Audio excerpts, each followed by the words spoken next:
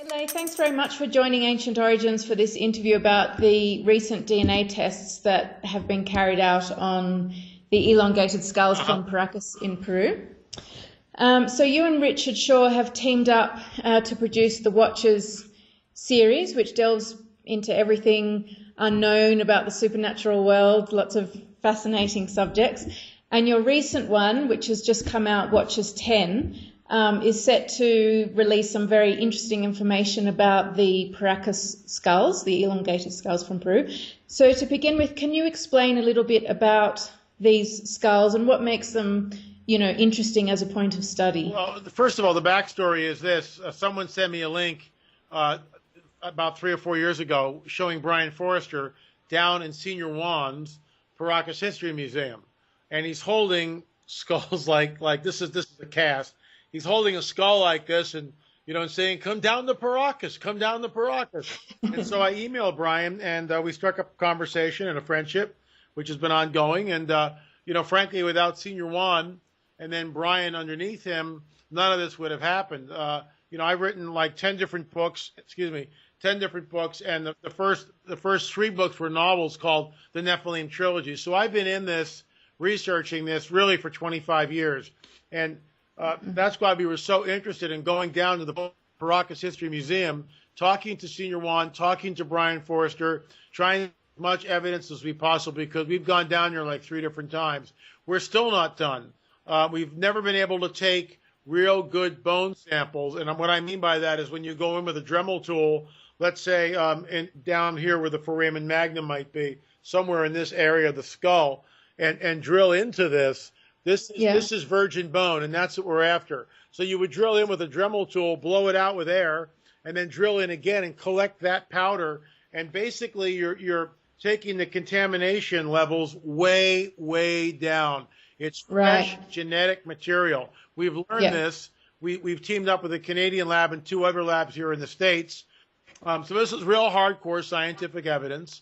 When we're down there now, we've learned this. Collecting samples, full body suit.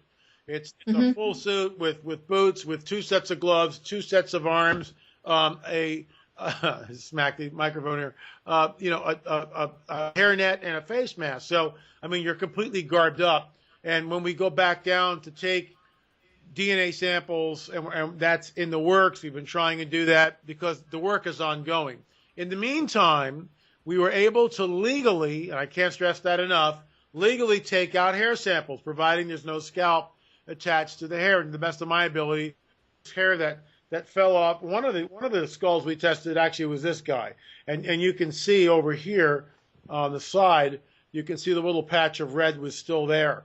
Hair on these mummies eventually, once they're exhumed by the Huacaros, the grave robbers, and sold to Senior Juan, who keeps them and collects them in his museum.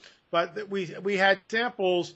We had 4 hair samples that came out of Paracas, and then 1 sample from La Orojo, Peru, which is a mining town now, one of the most polluted places on earth. And this very elongated skull, and I'll send you JPEGs of that if you want, but you can actually go to the website and look at Watchers 10. That's the skull. If you just and look at Watchers 10, the cover, that's the skull. It's in a private collection in Oregon.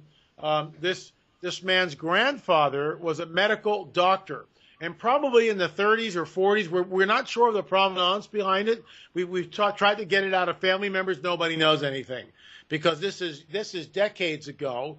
But the guy was a doctor, and all these skulls, he had 3 of them. What looked like a Native American, the Oregon skull, and a human skull, just a natural, Homo sapien. For comparison. For comparison, but they were all in a box together, so that's all cross-contamination. So that's why our results was skewed except for the powder. And we were all dressed up in the garb from the Canadian lab, and we extracted really good powder from this very elongated Oregon skull. And here's the deal, April. This skull is completely different looking than this skull here, and I'll bring this up in just a second. And I mean like really, really different. This skull may have been cradle headboarded. Okay, I don't think it is, but there's a possibility that it might have been cradle headboarded. The reason why I don't think it is because the position of the foramen magnum, which is right here, is back towards the rear of the skull. It's back here. A normal Right. foramen magnum would be closer to the jawline. And Okay. in Watchers 10, we sit down with an archaeologist who studied over 1,000 skulls, specifically looking at the placement of the foramen magnum. He wrote a paper and comes on the record in Watchers 10, and of course in my new book, Nephilim Hybrids. Here's a shameless plug, but I mean that's. And he comes in on it, show and tell. What can I tell you? He comes in on the record and states that the Paracas skulls, the position of the foramen magnum is completely different than a normal human being. It's also smaller, which lends itself to our theory that this is not cradle headboarding. This is genetic. Now, I mean, it's also it's extremely elongated. I mean, there've been elongated skulls found all around the world, and some of them are slightly elongated, or they're very flat on the forehead. But this one's different. I mean, it's really long. No, I completely concur with you. And what's exciting is the DNA evidence. So we've got 4 skulls that we examined hair from, and the 5th skull is the very elongated skull, which looks actually. I'll show this up to you. This is Watchers 10, and there's the very elongated skull I was talking about. And quite horizontal as well. I mean, Very you see other skulls where it points up this way, but this one's quite unique. Very unique, very horizontal. In my opinion, there's no way cradle headboarded. You can't push a forehead back at a 45 degrees without killing somebody. You just can't do it. No, I remember Brian Forster talking about some other features of the skull which suggested it wasn't cranial deformation, like I think to do with the plates of the skull, which are different to regular skulls. And I think he listed 5 different features that varied. Sometimes we see, and you'll see it in this skull here, there is no sagittal suture. Right. First off, no sagittal suture which separates the 2 parietal plates. In a normal human skull, there should be a suture which goes from the frontal plate, which is right here, clear, and you can see the suture right there, right? So from that suture, clear over the dome of the skull, separating the parietal into 2 separate plates and connecting with the occipital plate here in the rear. We see many skulls in Paracas, which is completely devoid of sagittal suture. Now, there is a disease called craniosynostosis, which basically, over a period of time, that suture fuses together. But we see no evidence of that. And again, at some point, we begin to think that maybe we're looking at a genetic characteristic. So the first thing would be no sagittal suture. The second one would be a very pronounced zygomatic arch. And the zygomatic arch is right. Unfortunately, it's broken here, but it's like right here. Very pronounced zygomatic arch. The eye sockets tend to be different. The fact that obviously the very, very elongated shape here. Again, the foramen magnum. And this is something Brian hinted to. He was aware of it, but this paper by the archaeologist put that on the map. The difference in the foramen magnum, which is different in these, which again points towards genetic manipulation or genetic aberration or a generic trait, which seems to carry through many of these skulls that we look at. So those are just a few. More testing needs to be done, and that's why we're on the trail. Before I give you the DNA evidence, in the Darwinian paradigm, which is held basically sacrosanct in both academia and the scientific community. I mean, that's what if you want to be a biologist, you learn the Darwinian paradigm. That's it. Which basically says there is no supernatural, that everything just sort of evolved. It's all random chance. There are no absolutes, no right, no wrong, no good, no only what human beings do, and that's situational ethics, and it's arbitrary. What one culture does, like let's say the Mayan at Chichen Itza killing 50,000 people, well, that's their deal. Somebody else does something else over here. No absolutes, no right or wrong, no good or evil, no God, no devil, nothing like that at all. It's just, mindless evolution over billions of years of somehow accidental aberrations in the genetic code. And that's a 3-hour discussion because the co-discoverers of DNA, Watson and Crick, Crick was a vexed man. Crick knew instinctively that there's no way that the deoxyribonucleic double helix of life just sprung into existence by its own. There had to be some sort of a designer behind this thing, and frankly, the neo-Darwinists are on board with that paradigm. And that into the whole ancient aliens thing where we were panspermia, we were seeded here by extraterrestrials, blah, blah, blah. We don't have time to get in all that. The bottom line, Darwinism teaches that at the end of the last ice age, about 10, 12,000 years ago, the Bering Strait, which is now a waterway, Bering Strait, right? Yeah. A land bridge, and they call that Beringia, the Beringian land bridge. And coming across that Beringian land bridge were what we now know as Native Americans. Became Native Americans, but they were Asian. Okay, that's an interesting. That has been held sacrosanct in academia and the scientific community ever since it was first run up the Darwinian flagpole. Yeah. Our hypothesis is this: no, some of these guys came across the Bering Strait. We get it, but people are curious, and people build things like ships with sails. And Thor Heyerdahl, in his book Ra and Kon-Tiki, proved that you could sail across the Pacific, but Ra, which is much lesser known than Kon-Tiki, proved that you could build a papyrus boat, which the Egyptians had 3,000 years ago or even earlier than that, put a sail on that puppy, and without any knowledge of anything, sail out the Mediterranean. You wind up in Barbados. Yeah. Without a compass, without doing anything, the tides will take you there. The currents will take you there. So he proved it could be done. That's the first thing. The second thing is the Paracas people show up about 3,500 years ago on the shores of Paracas. And what's interesting of this, our hypothesis from the get-go has been about 3,500 years ago, according to the ancient Hebrew text that we read, Joshua and Caleb were given a mandate by Yehovah to go into what is known as the Promised Land or the Levant and wipe out all these people there. Now, as Richard Dawkins so eloquently states, that's genocidal. And I get that. I mean, you know, a mandate from this Yehovah guy to go in and kill all these other people, men, women, and children, that's genocidal, that's maniacal, that's capricious. I mean, that goes against, everybody just goes, whoa, what's going on? Unless we figure in something. We figure in, and this is where my hypothesis comes in, that the tribes that are there are not human.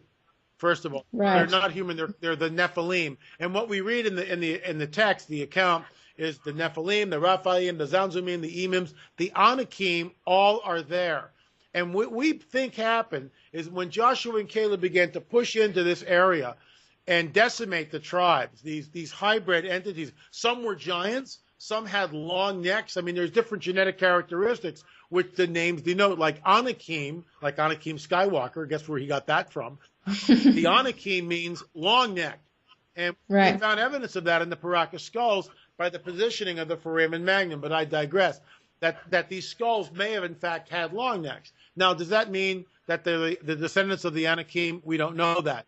More research has to be done before we can make a claim like that. But it is interesting that a forensic artist, Marcia Moore, who Brian Forger introduced me to, posited that because of the position of the foramen magnum, these people, whatever they were, may have had elongated necks, very, very elongated necks. And this ties back into the Anakim, which is translated long necks. Just saying, there's a very interesting linguistic characteristic. Yeah, interesting connection. So that's what we believe happened. And if so, then maybe we'll find evidence of that, markers in the DNA. First of all, we were only able to extract mitochondrial DNA, which comes. So that's from the mother's side. From the mother's side of the, basically the DNA with the chromosomes. A little bit of nuclear DNA was extracted, not enough to sequence. So this is why when we go down and we get permission, we drill and drill and drill and drill and take this. One thing I've learned through this in the last 3 years, if you have an opportunity to take samples, take as much as you can. As much as you possibly can before you get yelled at. I mean, that's it. Yes. Ask for forgiveness rather than permission. So 4 of the hairs, out of the 4 hairs which came from Paracas, 1 of them would not sequence at all. No sequencing at all. That was found in a place called Camacho. The other three skulls were in Senior Juan's museum. Okay. All of the haplogroups came back H2A, which is a haplogroup. The greatly elongated skull that goes back horizontal and is on the cover of Watchers 10. The powder came back T2B, which is Mesopotamia and Syria, which is the heart of the Fertile Crescent, which is what I have come to call, before any of this testing ever began, Nephilim Central. That's where all the mischief happened thousands of years ago. That's where it started. I mean, that's huge information, because that really changes the history of, migration to the Americas and what we currently understand about how the Americas were populated. It does. It rewrites history as we know it. Academics who will look at this will scoff because they have the Darwinian paradigm to protect, and they don't want to move off of that, and I understand that. All we're doing, and they'll come after me, and L.A. Marzulli's not a scientist, and he's, sensationalistic, and all the ad hominem attacks. Attack the evidence, folks. Go down, get your own samples, pay for a DNA lab, and then come back to me with your science, not just your armchair, delivery on a Monday morning quarterback type deal. Do some science like we've done. What's interesting is it points to a Middle Eastern origin. It's still too early to tell what we're looking at. More testing needs to be done, and that's why we're on the trail, April. That's why we're planning to go down with an expedition. We've got archaeologists lined up. We've got 3 labs lined up. And by the way, the hair that was tested came from 3 different labs. One lab was not able to sequence anything. The other lab came up with all the European stuff. The third lab had this particular skull, T2B, which is Syria, Mesopotamia. The bottom line is it's not Asian. It's not Asian, and it's European/Middle Eastern, which is exactly what my hypothesis states. And so it's once again pointing back to the veracity of our hypotheses, which is built on these ancient biblical texts that we find. Now, something that is quite unique about the Paracas skulls is the color of their hair, because a lot of them have red hair, and I think others are sort of more blonde in color. And that's obviously, out of place in South America, where the indigenous people have dark hair.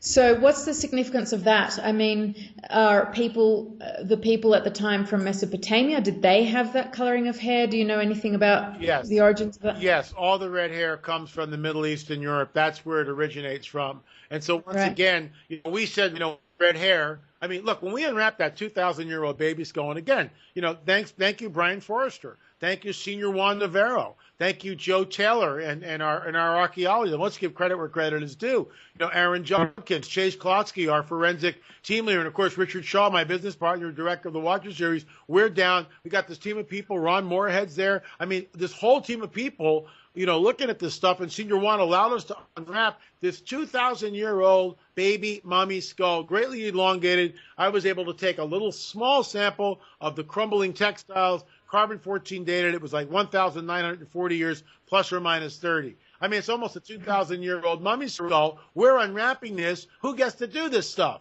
And the hair was strawberry blonde. More blonde. Really? Yeah, and it was fine like baby hair. And so, the hair is what we tested from the baby skull, and that was European.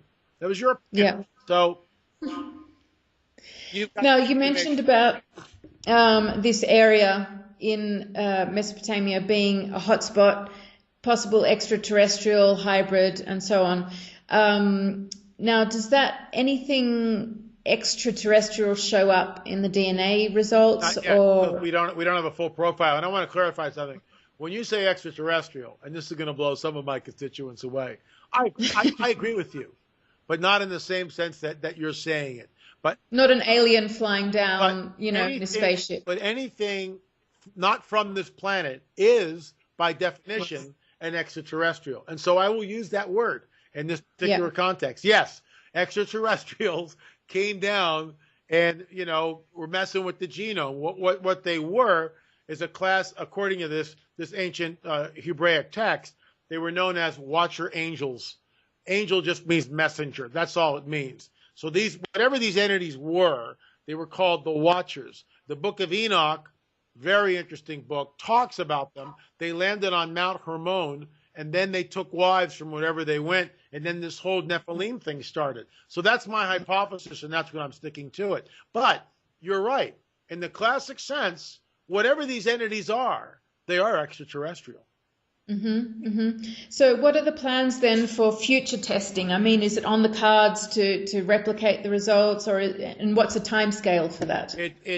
Getting anything done in Peru, you might as well just take a really long siesta, and then and just not be in a rush to do anything. This has been ongoing for 3 years. This is the third Peruvian archaeologist we've been working with. It's our third American archaeologist we've been working with. We have two. We have Mondo Gonzalez, who's written a lot of paperwork, and we have another archaeologist by the name of Rick Woodward, both who are team members. Chase Klotsky will definitely come down and work all the forensics with us because she's just absolutely stellar and superlative in the field. Takes, something falls off, Chase is there, boom, it gets bagged, labeled, and that's it. There's a whole chain of custody. And that's what we need for this. So we're just waiting. We have verbal permission from the head archaeologist at a well-known museum. And the labs that did the testing are in the States? 2 in the States, 1 in Canada. And here's the deal. Okay. When we went into these labs, we told them nothing. So it was a random... Not a thing. We, hey, we're testing this really weird skull. Nothing like that. Nothing like that. We just said, here's some ancient hair from a mummy. They need to know that because it's the way they test it. That's all we said. And then later on, we showed them what they were testing, and of course, they all freaked out. Oh my gosh! What? Just like that. And who would? You showed them. You showed them after the results were produced. The results, yeah. Yeah. Wow. That's all on camera, by the way. Okay. Yeah. Well, LA, thank you so much for sharing that information. It's really amazing. Thank you, April. Yeah, we look forward to delving in deeper on Watchers 10, which shows the full story as it unfolds. And the other thing, just so you know, this little guy in the book has gone viral. Oh, this is the little fairy. This is the little fairy. We don't have time to get into that. We'll have to do another show, another time. I will tell you this. It's real. And that's why we went with it. It's not a hoax. It's not a... Is this on what? This is on Watchers 10 as well? Yes. It's not a hoax. It's not a composite of different creatures. It is what it is. It's real. And wow. And the dots, let me show you what the x-rays look like. Yeah.